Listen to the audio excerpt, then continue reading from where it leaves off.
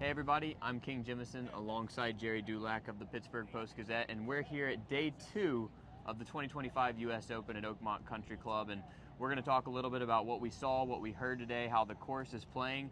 But first, this U.S. Open coverage is brought to you by Mike's Beer Bar, your spot for every major sporting event.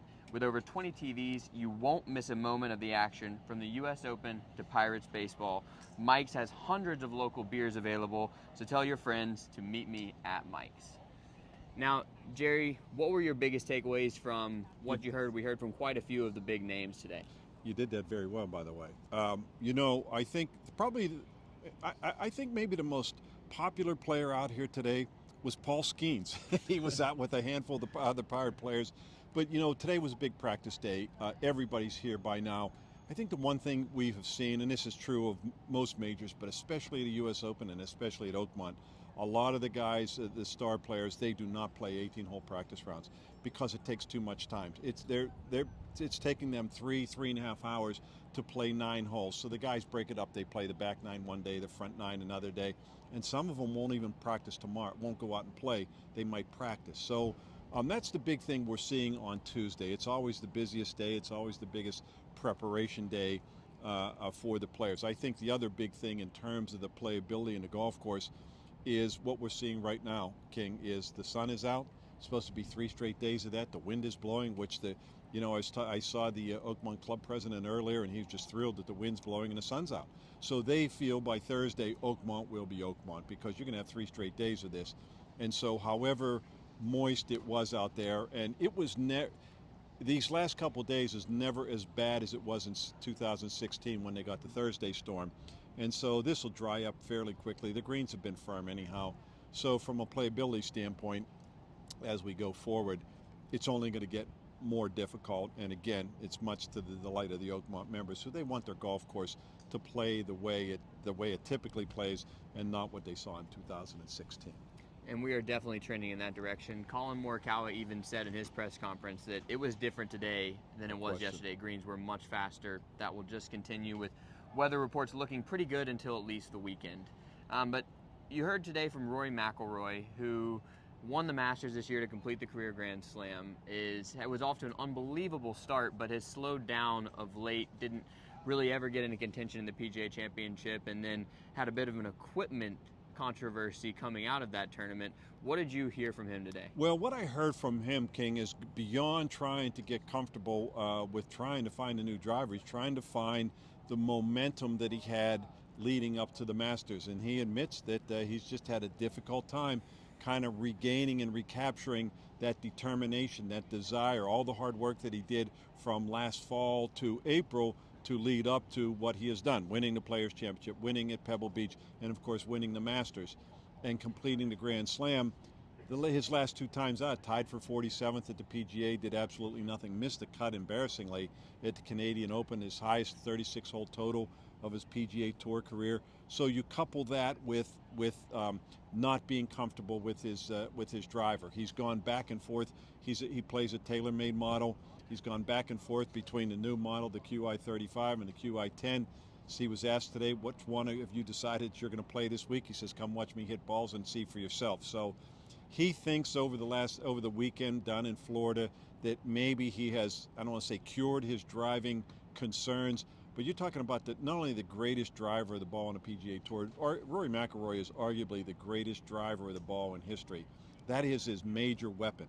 And that needs to be a big weapon out here, not only just for distance, but for control and accuracy. Because you start missing fairways, okay, that's one thing.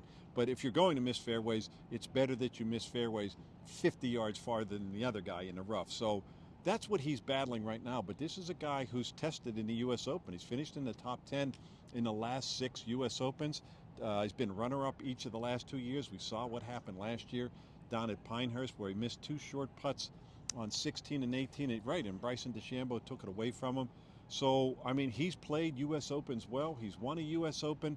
It's hard to discount him coming here, but he talked about he needs to recapture that desire again, and it's been harder than he thought. I mean, it's going on, well, since the Masters in April, and, we're going to find out. We're going to find out where he is because he's going to be tested out here.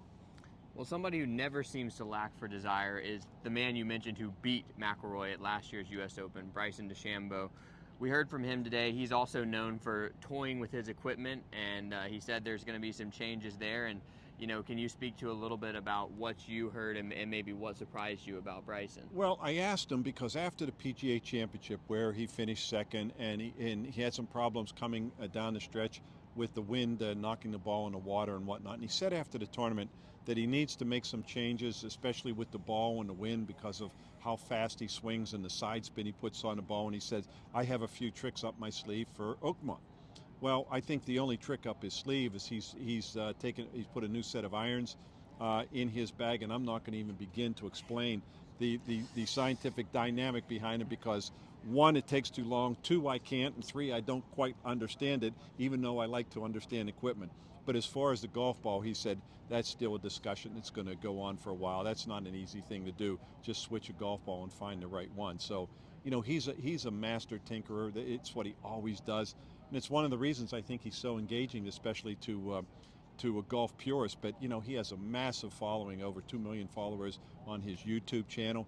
But, in the major tournaments, everybody knows he's on the LIV Tour. But in 5 of his last 6 majors, he's finished in the top 6. And he's won two U.S. Opens. If you would have told him or asked anyone to bet on Bryson DeChambeau winning U.S. Opens, that layout setup is not tailored to his game. The Masters is, and yet here he is, a 2-time champ, coming in here hot again. And you know what? Wouldn't surprise me at all if he won. And then the world #1 player who's coming off a major in May at the PGA Championship, Scotty Scheffler. We also heard from him. There's almost no controversy ever with Scotty. He's just a straight shooter. But what do you think about how this course fits his game?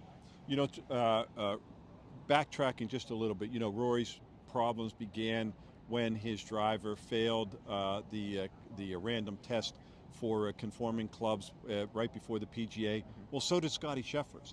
And as Rory McIlroy said when he was asked, did that bother you at the PGA? He said, it didn't bother Scotty.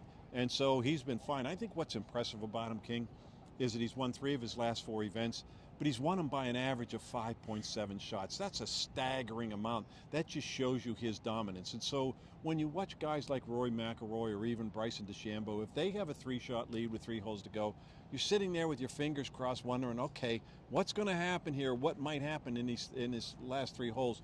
That doesn't happen with Scotty Scheffler. Makes all the right decisions, makes all the right shots. He does Tiger-like stuff, and that's why he's doing what he's doing. He is clearly the #1 player in the world. Do I think Rory McIlroy, when he's on his game, is the most talented and can be the most dominant player in the world, or is the most dominant player in golf? Yes, but for consistency, quality, and everything he's done, Scotty Scheffler, unquestionably the #1 ranked golfer in the world. 143 weeks at #1. Only Tiger Woods and Greg Norman have spent longer periods of time as a #1 player in the world, and that just speaks to how good this guy is. And to do that in this era of golf that is so deep, That's where right. we have so many different players who are now sitting on multiple majors, is there anybody we haven't talked about today that you think is one of the big contenders here? Yeah, no, I think it's Jon Rahm. It'd be very easy for me, King, to sit here and say, I like Scottie Scheffler, and they go, oh, Gerry Dulac went on a limb and picked Scottie Scheffler. Anybody can do that.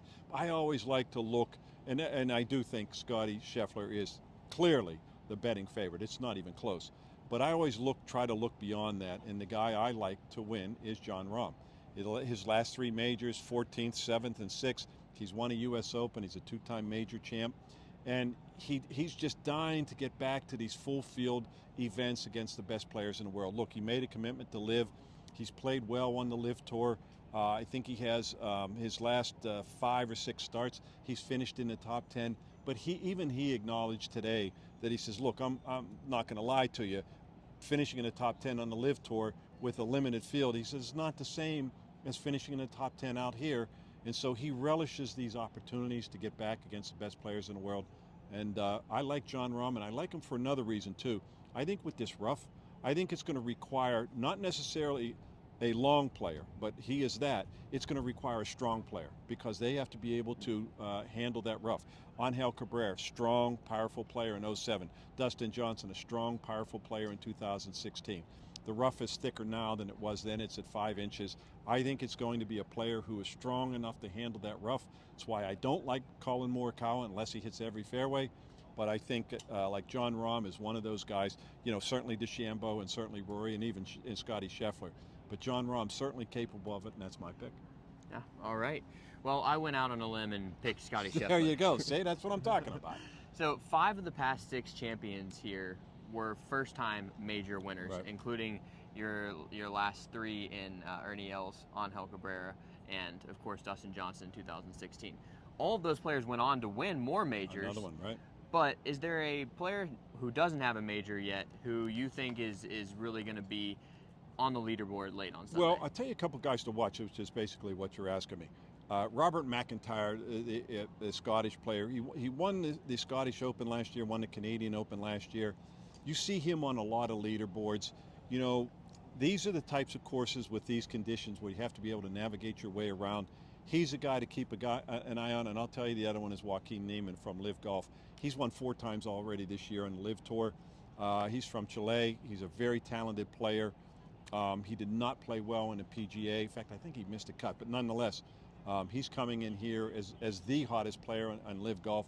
He's another guy to keep your eye on. Both of those guys, of course, have never won a major. This could be the time to make their first one right here at Oakmont. Yeah, one more name I'll add there is Seb Straka, very accurate player. 2-time winner already, yep. And yeah, as you said, 2-time winner on the tour this year, but he has not performed well in majors, so No, he'll have to change that to contend. But another strong guy, Yes. a big strong guy who can handle. He's not the longest guy out there, surprisingly, but he's a strong guy and he's a guy capable of handling that rough.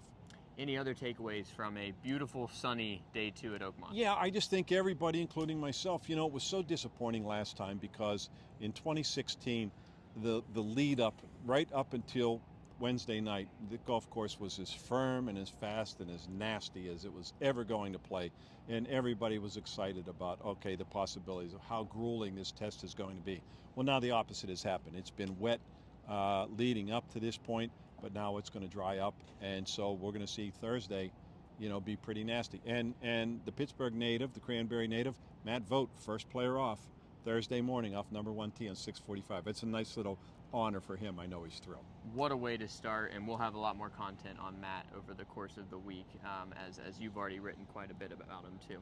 Well, let's take a quick break to get a message from our sponsor, and then we'll wrap up this U.S. Open preview at the Pittsburgh Post-Gazette. Looking for more than just a shed? At Amish Yard, we build handcrafted structures that elevate your space and your lifestyle. From backyard barns to fully finished retreats like this custom-built golf simulator and pool house, our team works with you to design a structure that fits your vision. Every detail is thoughtfully designed and built with precision, using the highest quality materials available. Call today to discuss a customized quote. Built to last. Built with care. Built by Amish Yard. Coming back here with the Pittsburgh Post-Gazette, I'm King Jemison alongside Gerry Dulac. Gerry, you've talked a lot about today the conditions that are firming up, looking like we're going to get Oakmont at Oakmont's finest. There is a chance of rain Saturday and Sunday, but that's too far out to really prognosticate at this point. If you had to pick a winning score right now, what would you want to sign for? Typically the winning score, although you go back to, is it right around par? You go back to Angel Cabrera in 07, he was 5 over. Dustin Johnson wins last year at 4 under, actually 5 under, but he got penalized that shot. That's 9 shots lower than Angel Cabrera, but that's because of the course condition. And I remember last time in 16, I asked the course superintendent, John Zimmers, how did the rain affect the golf course? And he said probably he made it a shot and a half easier around. And so you do that times 4, that's 5 shots. And that takes you back then to even par. So there aren't going to be many guys, if any, under par. I think 1 or 2 over can win. Somebody's at even par, I'd say run to the betting parlor right now and put the money on them, because that you can pretty much figure that's what's going to happen. As good as these guys are, Oakmont is it's so difficult because the pitches in the fairway, the slopes on the green, the nasty rough, the speed of the greens. There's so many facets here that you have to be able to handle. These guys know it. They all talk about it. They all call it the hardest course in the world, toughest one they've ever played. That's not just they're not blowing a bunch of smoke. It's the reality of the situation.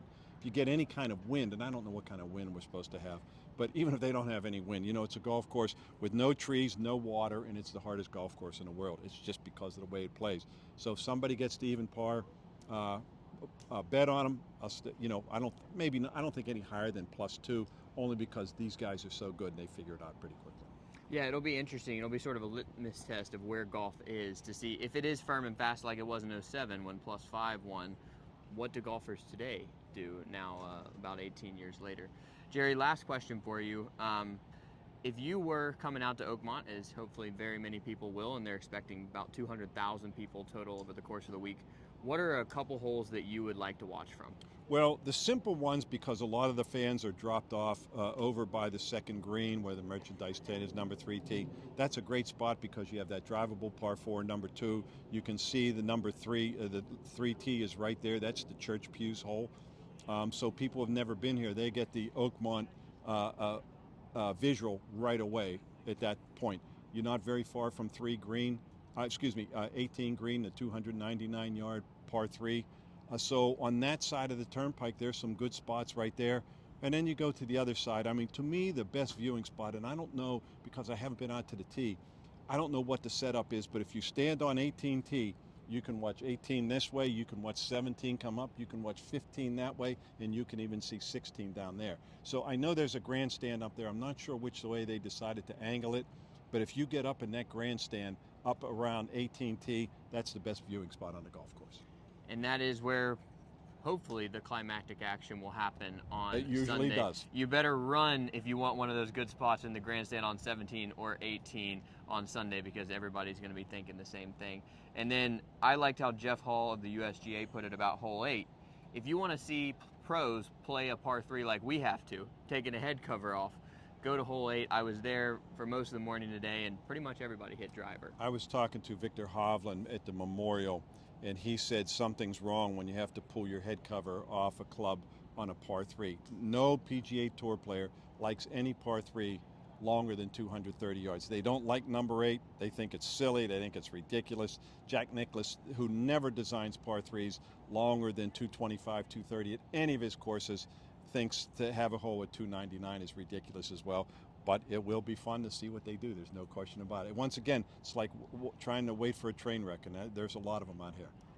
And I did see one player hit the green with a 3-iron today, and it was playing about 295 yards. That was an amateur named Noah Kent, in the same group as Scotty Scheffler and Sam Burns took driver to hit there. So that was really fun to see, and it's been fun for these first couple days, and we'll be back with you tomorrow. I'm King Jemison alongside Gerry Dulac with the Pittsburgh Post-Gazette. Thank you for checking out this content from Post-Gazette Sports. If you watch this video on YouTube, please like the video and subscribe to our channel. For all of the sports coverage the Post-Gazette has to offer, visit post-gazette.com.